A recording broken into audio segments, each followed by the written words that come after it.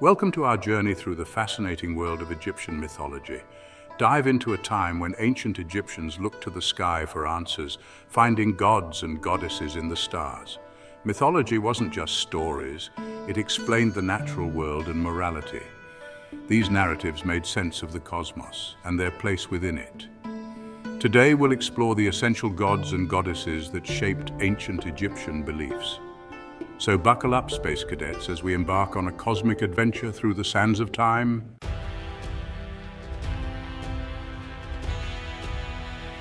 First up we have Ra, the Egyptian sun god. Ra wasn't just a god, he was the ultimate source of life, light and order in the universe. Every morning Ra would rise from the celestial waters in the east, reborn anew. He would sail across the sky in his solar bark, bringing light and warmth to the world, battling the forces of chaos and darkness represented by the serpent god Apep. Every sunset, every eclipse felt like a cosmic battle. Each night he would descend into the underworld known as the Duat. This cycle of death and rebirth was central to Egyptian beliefs about the afterlife.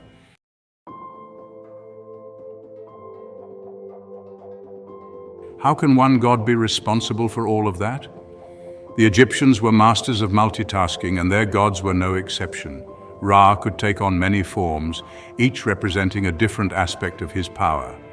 One form was Ra-Horakhti, a fusion of Ra with Horus, the god of kingship. This hybrid deity represented the sun at its zenith, at the peak of its power. Ra was also Khepri, a scarab beetle rolling the sun across the sky. And Atum, the creator god, represented Ra's dominion over Egypt. Ra was the creator, protector, life-giver, and ultimate symbol of divine power. Given Ra's importance, it's no surprise that the ancient Egyptians went all out in their worship of him. Temples dedicated to Ra were often aligned with the solstices. Imagine that, building entire structures to align with the sun's movements. Offerings of food, drink, and precious objects were made to Ra daily. One of the most spectacular examples of Ra's influence is the obelisk. These towering structures were designed to act as petrified rays of sunlight. From grand temples to small amulets, Ra's presence was everywhere in ancient Egyptian society.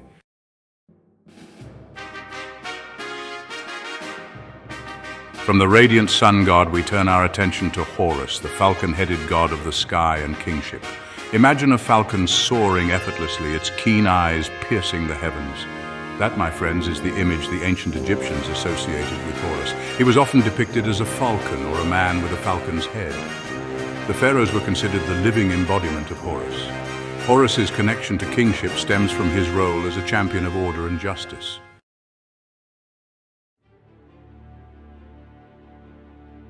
Horus's rivalry with his uncle Seth, the god of chaos, was a cosmic clash for Egypt's soul. After Seth murdered Osiris, Horus was destined to avenge his father and reclaim the throne. Their struggle, chronicled in myths, reads like a Hollywood blockbuster with epic battles and divine intervention. Horus, armed with symbols of kingship, faced Seth, wielding storms and deception. At stake was not just the throne, but the very order of the universe.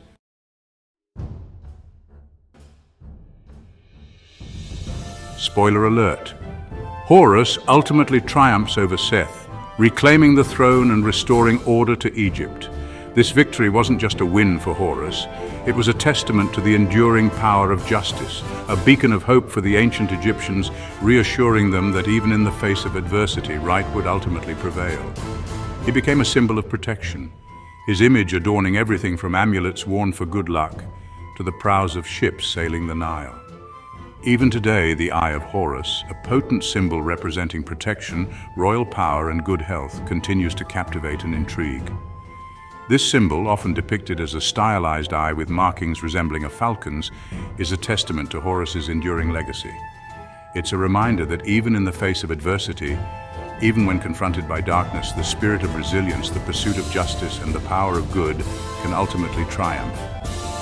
So the next time you see a falcon soaring overhead, remember Horus, the falcon-headed god, a symbol of the sky, kingship, and the enduring victory of order over chaos. He represents the hope that even in the darkest of times, light will eventually prevail, a message as relevant today as it was in ancient Egypt.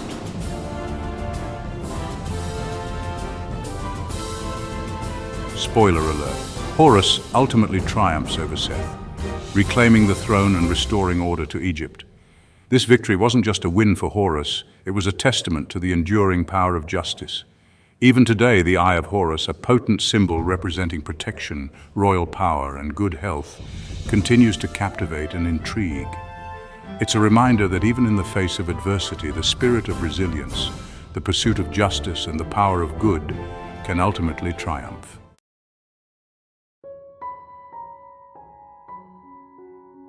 Welcome back, Space Cadets, to our cosmic exploration of Egyptian mythology. We've journeyed with Ra across the sky and witnessed Horus's majestic flight. Now we delve into the mysteries of the underworld with Osiris, the god of the afterlife and resurrection. Osiris's story is a cosmic tragedy. Imagine, if you will, a king beloved by his people, ruling over a land of abundance. This was Osiris, bringing peace, prosperity, and teaching humans the art of agriculture. But as with many stories of the cosmos, darkness lurked around the corner in the form of his brother Seth. Jealousy, that potent cosmic force, consumed Seth. He craved Osiris's throne and conspired to eliminate his brother through treachery. Seth tricked Osiris, sealing him in a coffin tailored to his exact dimensions, and cast it into the Nile. Can you imagine the cosmic irony? The giver of life, betrayed and drowned in the life-giving waters of the Nile. But this is not the end of Osiris's story. Oh no, my friends, for in death, he would ascend to an even greater role, becoming the ruler of the underworld and the ultimate judge of souls.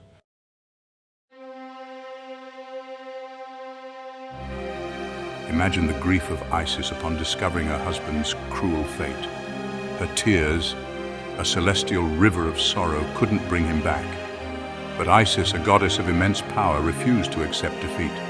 She embarked on a cosmic quest to find her lost love. With her sister Nephthys, Isis found the chest containing Osiris's body. They brought him back to Egypt, attempting to revive him. But Seth, in a fit of rage, dismembered Osiris's body. Undeterred, Isis continued her quest, searching for her husband's remains. She pieced together the fragments of Osiris. This is the essence of love and devotion. Through her magic, Isis reassembled Osiris, bringing him back to life. This resurrection was temporary, as Osiris's injuries prevented him from ruling the living. He descended to the underworld, becoming the king of the dead.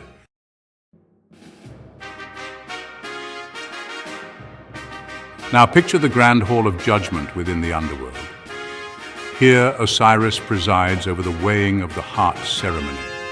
This is the ultimate test for the deceased, their heart representing their deeds in life, placed on a scale opposite the feather of Ma'at, representing truth and justice. Anubis, the jackal-headed god, carefully attends to the scales, his keen eyes missing nothing. Thoth, the ibis-headed god of wisdom and writing, stands ready to record the judgment. And then there's Amut, the devourer of souls, lurking nearby, ready to consume those deemed unworthy. If the heart is lighter than the feather, the soul is deemed worthy and enters the blissful afterlife, the field of reeds, a paradise where they would live for eternity. But if the heart is heavier, consumed by the weight of their sins, they face a far less desirable fate, devoured by Amut. This cosmic courtroom, a stage for the ultimate judgment, highlights the Egyptian emphasis on morality and justice, even in the afterlife. From the depths of the underworld, we rise to confront the storm, to face the embodiment of chaos and disorder, the god Seth. Seth often plays the antagonist, the force opposing order and stability. But is he truly evil, or a necessary force of change? Seth is often depicted with the head of a strange creature, a testament to his untamed nature. He is associated with the desert, storms and violence, forces that can be destructive yet pave the way for renewal. Even a supernova can lead to the birth of new stars.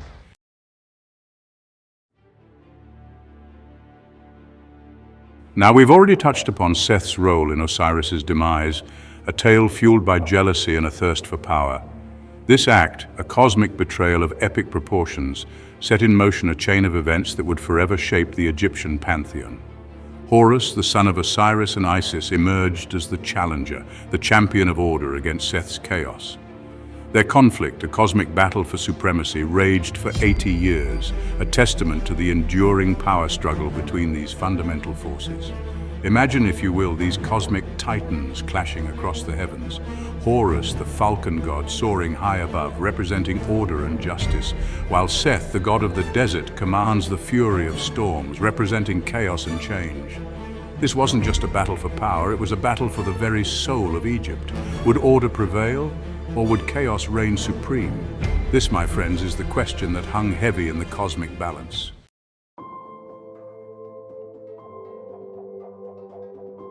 Despite his often negative portrayal, we must remember that the ancient Egyptians didn't view Seth as purely evil. He was a complex deity, feared and respected for his power.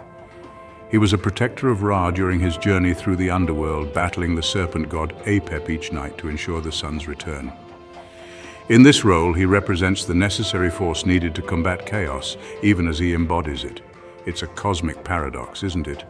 That within chaos there can be a force for order.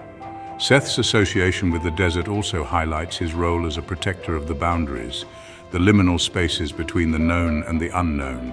He is a reminder that beyond the familiar lies the vast and untamed wilderness, a realm of both danger and possibility. So when we think of Seth, let's not limit him to the villainous role he often plays. Let's remember his complexity, his role in maintaining the cosmic balance, and his embodiment of the raw, untamed power that exists within our universe. Because sometimes, my friends, a little chaos is necessary for growth and change.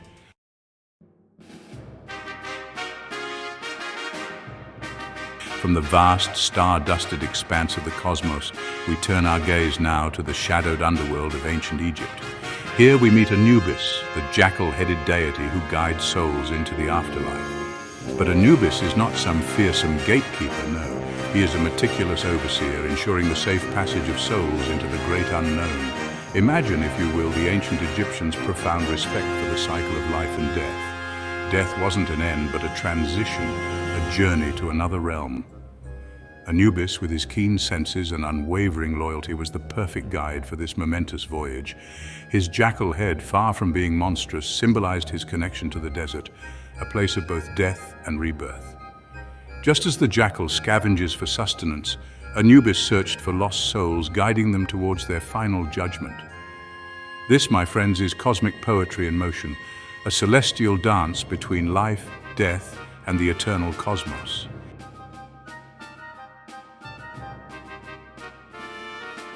Anubis's role extended beyond guiding souls. He was also the divine embalmer, the master of mummification. Now, you might think of mummification as a morbid practice, but for the Egyptians it was an act of reverence, a way to preserve the body for the soul's journey in the afterlife. Picture this. The body, a vessel of a life lived, is carefully prepared by priests following Anubis's sacred instructions. They remove the organs, preserving them in canopic jars, each guarded by a protective deity. The body is treated with salts and resins, wrapped in linen bandages, amulets placed for protection. This meticulous process, you see, wasn't just about preserving the physical form. It was about preparing the deceased for their encounter with Osiris, the god of the underworld, and ensuring their successful transition into the afterlife. Anubis, the meticulous overseer, ensured this cosmic transition went smoothly.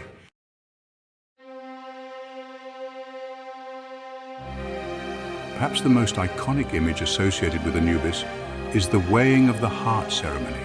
Imagine this. The deceased stands before Osiris, their heart placed on a scale balanced against the feather of Maat, representing truth and justice. Anubis, the ever-watchful guardian, oversees the proceedings. This wasn't just a symbolic ritual, my friends. It was a test, a cosmic judgment of the soul's worthiness. If the heart was lighter than the feather, the soul was deemed worthy and allowed to enter the afterlife. But if the heart was heavy with sin, well, let's just say the devourer of souls awaited. Anubis, in this cosmic courtroom, was not a judge, but a cosmic observer, a silent witness to the weighing of a life lived. He represented the impartial hand of destiny, reminding us that even in the face of the universe's grand mysteries, our actions have consequences.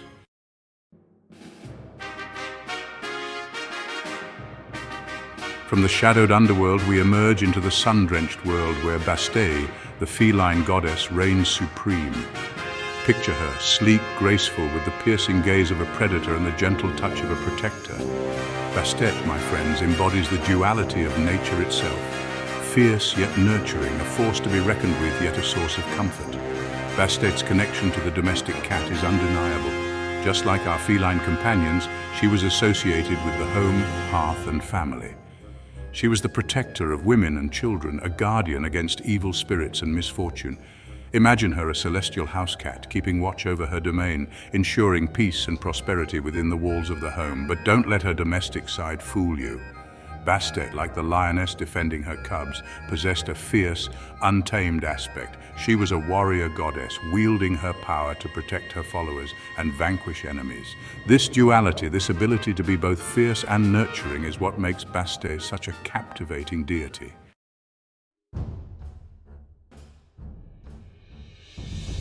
Bastet wasn't just a protector of households, she was a guardian of Egypt itself.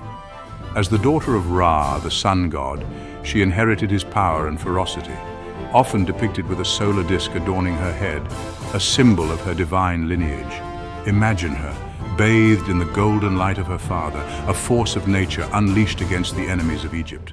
Her role as a protector extended to the pharaoh, the living embodiment of Horus, god of kingship. Bastet was believed to grant the pharaoh strength and courage in battle, ensuring victory against their enemies. Picture this, the pharaoh leading his armies into battle, with Bastet, the fierce lioness goddess, watching over him, her presence a beacon of strength and protection. This connection to the pharaoh highlights Bastet's importance in Egyptian society. She wasn't just a household deity.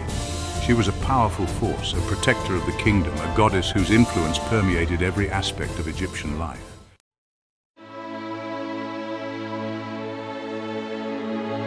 Now, you can't talk about Bastet without mentioning the grand festivals held in her honor. Imagine this, thousands of people converging on her temple in Bubastis, their voices raised in celebration, music filling the air, offerings piled high before her statue. These festivals were a time for rejoicing, for celebrating Bastet's life-giving and protective powers. Music, dance, and feasting were all part of the festivities, a way for the Egyptians to express their gratitude and devotion to their beloved goddess. The sheer scale of these celebrations speaks volumes about Bastet's popularity. She was a goddess for everyone, from the humblest peasant to the pharaoh himself. Her festivals were a time for unity, a time for all of Egypt to come together and celebrate the divine feminine, the protector, the warrior, the goddess of the home and the battlefield Bastet.